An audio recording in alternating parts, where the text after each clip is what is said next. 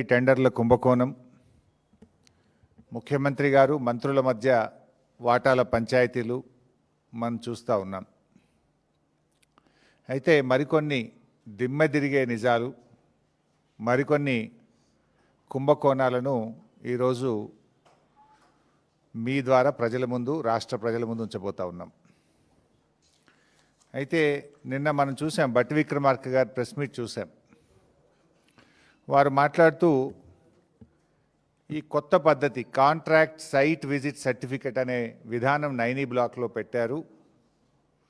అందువల్ల ఈ 9E black టెండర్లు రద్దు చేస్తున్నామని భట్టి విక్రమార్క గారు ప్రెస్ మీట్ నిన్న మనందరం కూడా చూసాం. అయితే ఈ కాంట్రాక్టర్ సైట్ విజిట్ సర్టిఫికెట్ అనేది గతంలో ఎప్పుడూ లేదు, మన రాష్ట్రంలో లేదు, భారతదేశంలో లేదు. మన రాష్ట్రంలో ఈ సింగరేణిలో కాంట్రాక్టర్ సైట్ విజిట్ సర్టిఫికెట్ విధానం బీఆర్ఎస్ హయాంలో కానీ అంతకుముందు కానీ ఈ విధానం లేదు. అదేవిధంగా వెస్టర్న్ కోల్ ఫీల్డ్స్లో కానీ కోల్ ఇండియాలో కానీ ఇటువంటి విధానం లేనే లేదు. అయితే రేవంత్ రెడ్డి గారు ప్రభుత్వం వచ్చిన తర్వాత 2024 సంవత్సరంలో ఈ సైట్ విజిట్ సర్టిఫికేట్ విధానాన్ని సింగరేణిలో తెచ్చింది రేవంత్ రెడ్డి గారి ప్రభుత్వం. రేవంత్ రెడ్డి గారి ప్రభుత్వం ఈ విధానం తెచ్చిన తర్వాత మొట్టమొదటి బెనిఫిషరీ ఎవరు? రేవంత్ రెడ్డి బావమరిది సృజన్ రెడ్డి. ఆయన కంపెనీ శోధా కన్స్ట్రక్షన్కే ఈ సైట్ విజిట్ సర్టిఫికేట్ వచ్చిన తర్వాత మొదటి టెండర్ దక్కింది. ఇది 2024లోనే ఈ సైట్ విజిట్ సర్టిఫికేట్ విధానాన్ని తీసుకొచ్చారు. ఈ సైట్ విజిట్ సర్టిఫికేట్ విధానం వచ్చిన తర్వాత సింగరేణిలో 6 టెండర్లు జరిగితే 6 టెండర్లు కూడా +7% టెండర్లు వారి వారి అనుయాయులకు కట్టబెట్టడం జరిగింది. ఈరోజు భారతదేశంలో పరిస్థితి ఏంది? ఓబీ కోల్ బ్లాక్ టెండర్లు ఎక్కడ జరిగినా ఈ దేశంలో, అది కోల్ ఇండియాలో కానీ వెస్టర్న్ కోల్ ఫీల్డ్స్లో కానీ కాంగ్రెస్ ప్రభుత్వం రాకముందు సింగరేణిలో కానీ ఎనీ కోల్ బ్లాక్ టెండర్ -10 నుంచి -22% పోతుంది. -10 నుంచి -22% పోతుంది అది కాంట్రాక్టర్లు. సింగరేణిలో కూడా ఈ కాంగ్రెస్ ప్రభుత్వం రాకముందు గత బీఆర్ఎస్ హయాంలో -7, -8, -10, -20 పోతుండే. ఇప్పుడు కూడా ఈ దేశంలో వెస్టర్న్ కోల్ ఫీల్డ్స్ కానీ కోల్ ఇండియాలో కానీ ఎనీ ఓబీ టెండర్ -10 to -22 ఉంటుంది. కానీ మన రాష్ట్రంలో రేవంత్ రెడ్డి గారి ప్రభుత్వం వచ్చిన తర్వాత ఈ సైట్ విజిట్ సర్టిఫికెట్ అనే కొత్త విధానం తెచ్చిన తర్వాత అన్ని టెండర్లు కూడా +7 నుంచి +10% పోతా ఉన్నాయి. అయితే నిన్న భట్టి గారు కేవలం 9E బ్లాక్ మాత్రమే సైట్ విజిట్ సర్టిఫికెట్ ఉంది కనుక ఆ టెండర్ రద్దు చేస్తామన్నారు. మరి వీటి సంగతి ఏంది? ఇవాళ ఈ సైట్ విజిట్ సర్టిఫికేట్ వెనుక ఉన్న కుట్ర ఏంటంటే, అదర్వైజ్ ఆన్లైన్ టెండర్లు ఉంటే ఏమవుతుంది? దేశంలో ఏ రాష్ట్రం నుంచి అయినా ఎవరైనా అనుభవం ఉన్న కాంట్రాక్టర్లు ఆన్లైన్లో డైరెక్ట్గా టెండర్ వేయచ్చు. సైట్ విజిట్ సర్టిఫికేట్ అంటే కాంట్రాక్టర్ సైట్కు పోయి చూసి ఆ సింగరేణి నుంచి సైట్ మేము విజిట్ చేసినామనే సర్టిఫికేట్ తీసుకోవాలి. దాంతో ఏమైపోతుంది?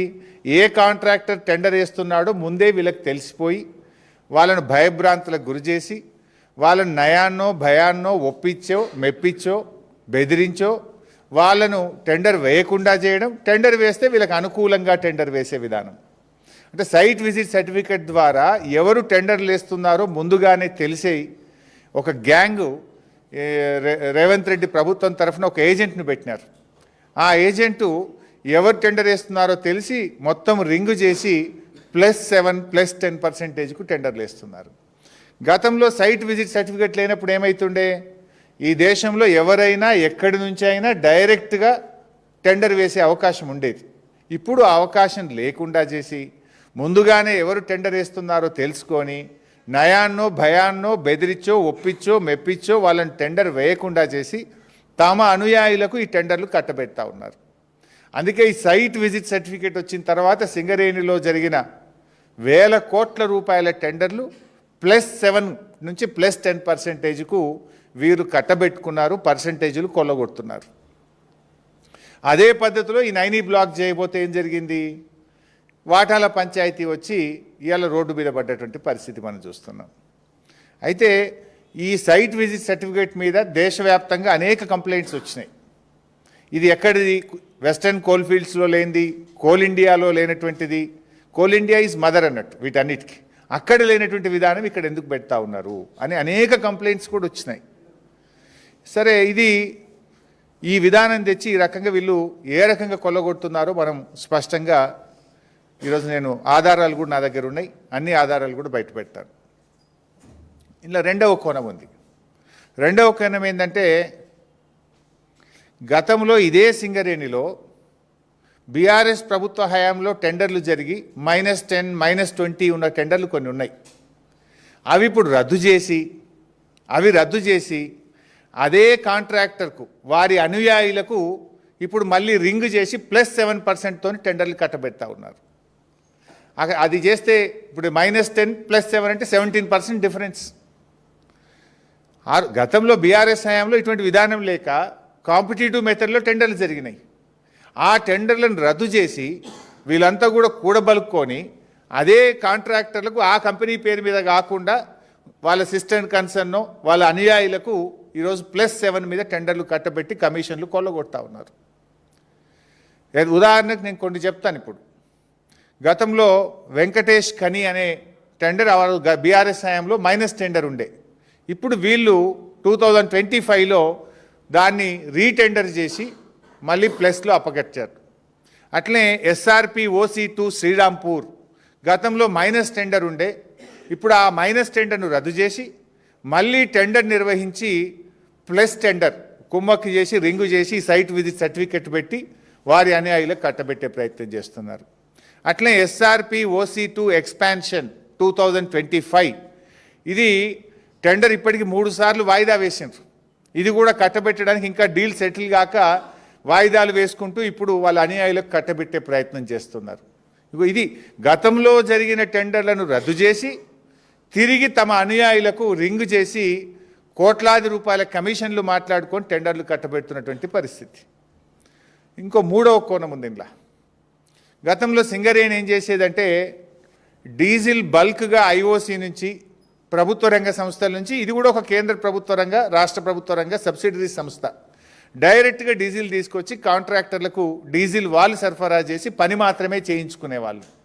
కానీ వీళ్ళ కమిషన్ల కోసం, వర్క్ వాల్యూ పెంచడం కోసం, పర్సంటేజీల కోసం ఇప్పుడు ఏం చేసిండ్రు, డీజిల్ను కూడా కాంట్రాక్టర్ ఖాతాలో జమ చేసినారు. అప్పుడు ఏమైంది, 50 కోట్ల పని 100 కోట్లు అవుతుంది, డబుల్ అవుతుంది. పర్సంటేజ్ 50 కోట్ల మీద 10% మాట్లాడుకుంటే 100 కోట్లు డీజిల్ కూడా కలిపితే 100 కోట్ల మీద 10% వస్తుంది కదా.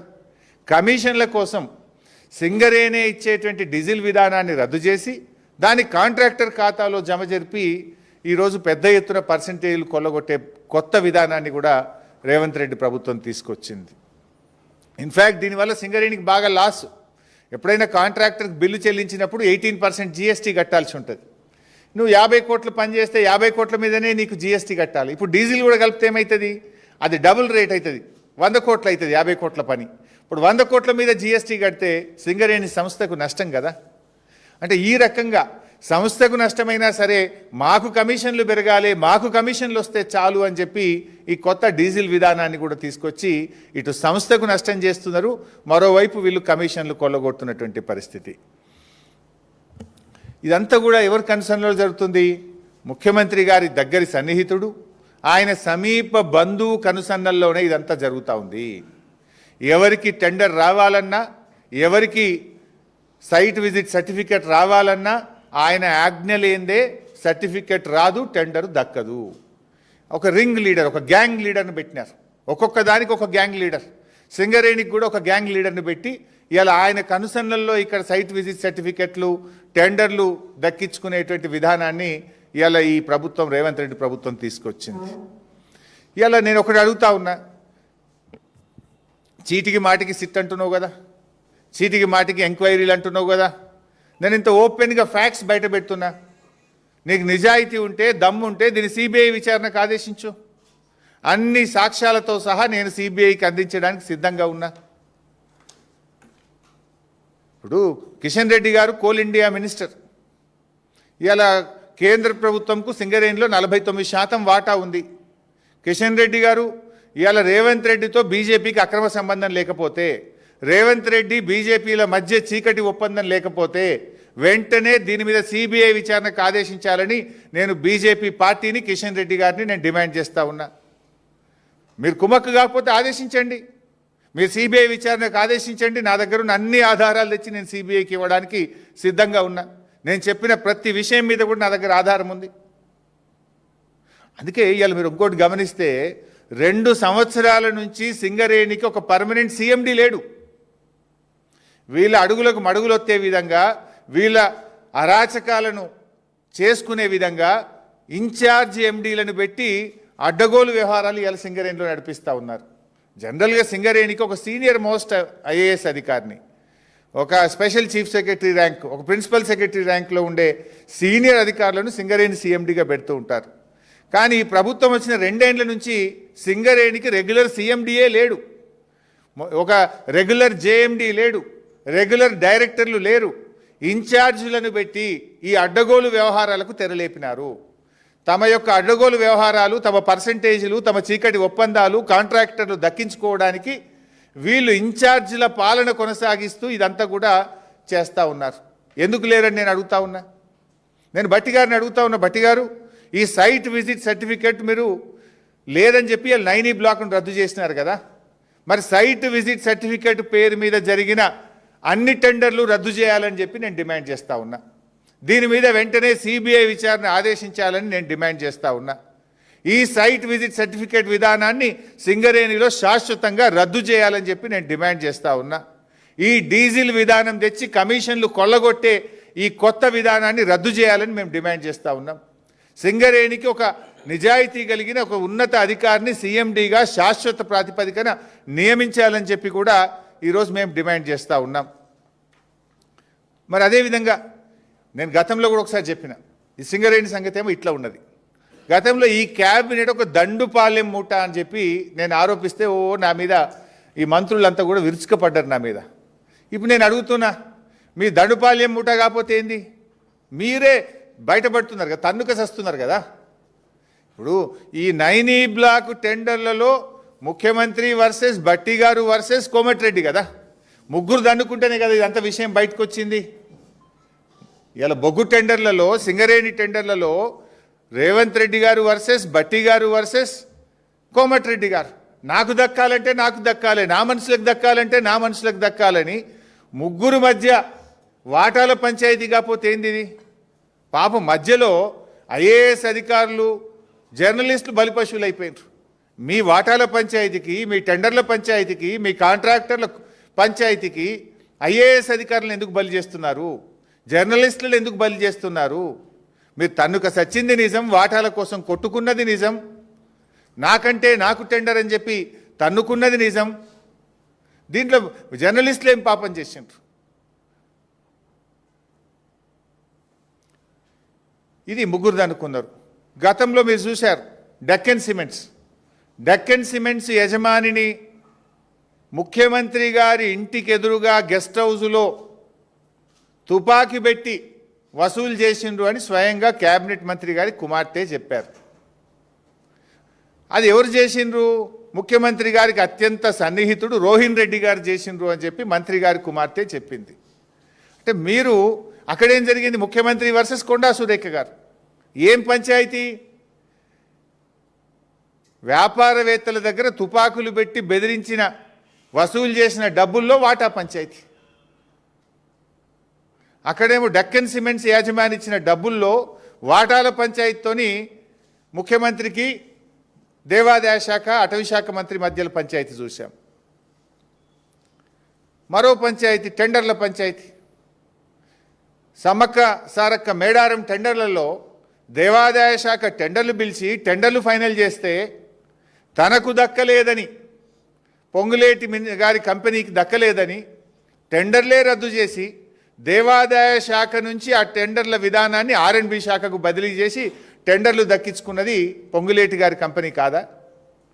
అంటే సమ్మక్క సారక్క టెండర్ల విషయంలో దేవాదాయ శాఖ మంత్రి సురేఖ గారు, పొంగులేటి శ్రీనివాసరెడ్డి గారు ఇద్దరి మధ్యలో వైరం మనం ఓపెన్గా వాటాల కోసం కాంట్రాక్టర్ల కోసం పోరాడుకున్నది మనం చూడలేదా? దేవాదాయ శాఖ టెండర్లు పిలిచింది నిజం, టెండర్లు వేరే కాంట్రాక్టర్కు దక్కింది నిజం, తనకు దక్కలేదని ఆ టెండర్లు రద్దు చేసింది నిజం, దేవాదాయ శాఖ నుంచి R&B శాఖకు టెండర్లు పిలిచే అవకాశం ఇచ్చింది నిజం, ఆ టెండర్ పొంగులేటి కంపెనీ దక్కించుకున్నది నిజం. ఇంత ఓపెన్గా కాంట్రాక్టర్ల కోసం ఇద్దరు మంత్రుల మధ్య తగువు చూశాం. ఆ తర్వాత ముఖ్యమంత్రి గారు వర్సెస్ జూపల్లి గారు.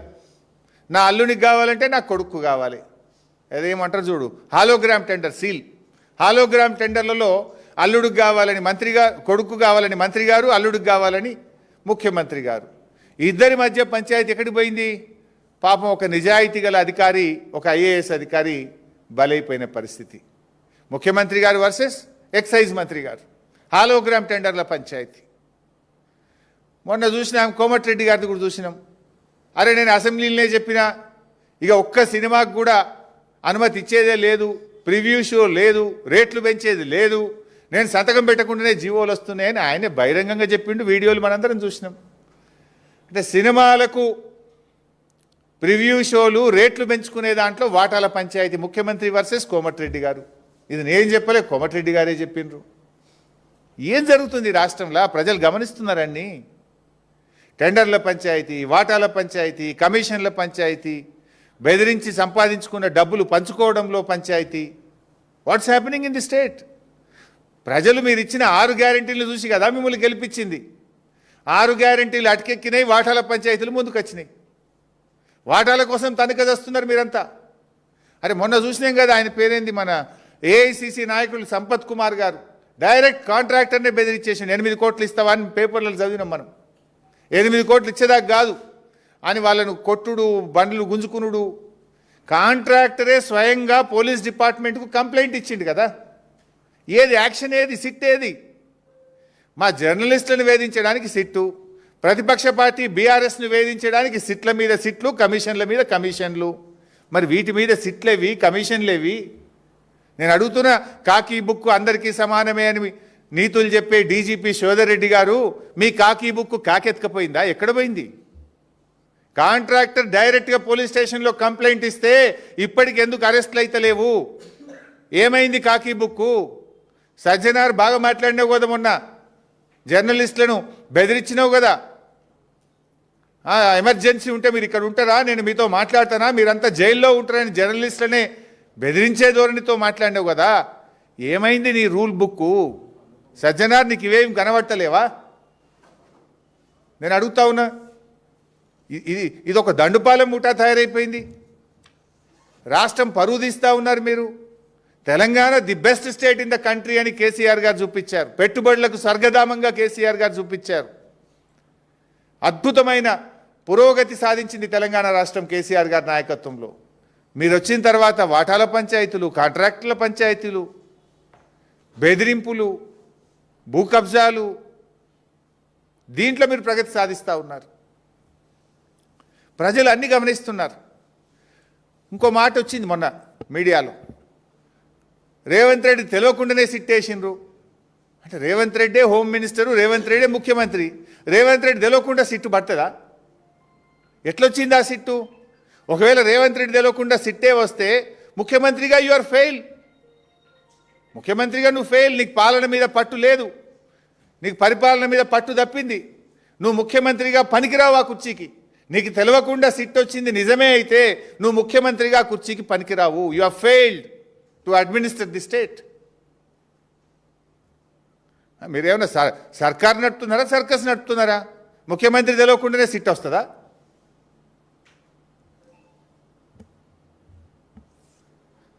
రేవంత్ రెడ్డి గారు నిన్న మాట్లాడిన వ్యాఖ్యలు చాలా తీవ్రంగా మేము ఖండిస్తూ ఉన్నాం. బీఆర్ఎస్ జెండా గద్దెలు కూల్చాలని మాట్లాడుతుండు. బిడ్డను బీఆర్ఎస్ జెండా గద్దెల దోలికొస్తే నీ గద్దె కూల్త జాగ్రత్త అని చెప్పి హెచ్చరిస్తూ ఉన్నాం. దుమ్ము అయిపోతావు బిడ్డ నువ్వు. అయినా బీఆర్ఎస్ పార్టీ నువ్వు కూలిస్తే బీఆర్ఎస్ పార్టీ ఏదో జెండా గద్దెల్లో లేదు, ప్రజల గుండెల్లో ఉన్నది బీఆర్ఎస్ పార్టీ. బీఆర్ఎస్ పార్టీ జెండా గద్దెల్లో నువ్వు గూలిస్తే పోయే పార్టీ కాదు. తెలంగాణ ప్రజల గుండెల్లో పుట్టిన పార్టీ బీఆర్ఎస్ పార్టీ, ప్రజల హృదయాల్లో ఉన్నటువంటి పార్టీ బీఆర్ఎస్ పార్టీ. ఈ హౌలా మాటలు బంద్ చేయి, పిచ్చి పిచ్చి మాటలు బంద్ చేయి.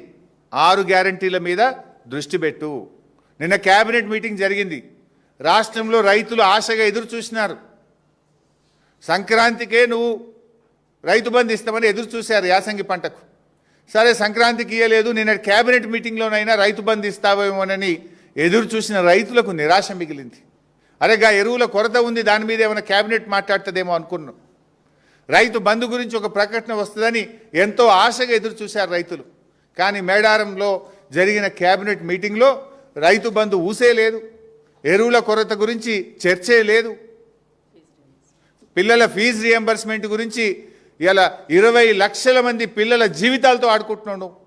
నిన్న కేబినెట్ మీటింగ్లో గా పిల్లల ఫీజు రియంబర్స్మెంట్ గురించి ఒక చర్చ తీసుకుంటారేమో, నిర్ణయం తీసుకుంటారేమో అని ఎదురు చూసిన 20 లక్షల ఎస్సీ ఎస్టీ బీసీ పిల్లలకు నిరాశ మిగిల్చినావు కదా నువ్వు.